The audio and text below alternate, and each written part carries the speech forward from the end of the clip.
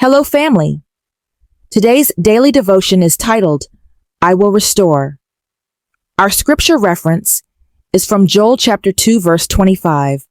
And I will restore to you the years that the locust hath eaten, the cankerworm and the caterpillar, and the palmer worm, my great army which I sent among you. Life has a way of leaving us broken at times, whether through loss, mistakes, disappointments, or even seasons where we drifted away from God. Yet, God speaks a powerful promise over our lives. I will restore. Restoration is more than just getting back what was lost. It is about God bringing wholeness, peace, and joy in a way that exceeds what was before. When He restores, He makes things new and better than they were. Just as He restored Job's life with double blessings after his trials, Job chapter 42 verse 10, God is able to do the same for you. Even in moments where sin or disobedience cause destruction, God's mercy can rebuild. He is the God of second chances, and He delights in giving beauty for ashes. Isaiah chapter 61 verse 3. You may have lost things that are precious to you, and it seems like there is no hope of getting them back. God is calling on you to trust in Him today, that He will restore them back in His own way, and the areas in your life that seem barren can bloom again by His power. Prayer. Heavenly Father, I thank You for being the God of restoration. Thank You for Your promise to heal, rebuild, and renew what has been broken or lost in my life. Lord, I surrender my pain, regrets, and failures to You.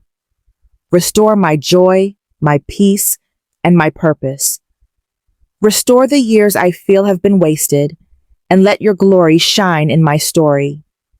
I trust You to bring forth beauty where there has been ashes, and life where there has been loss. In Jesus' mighty name, amen.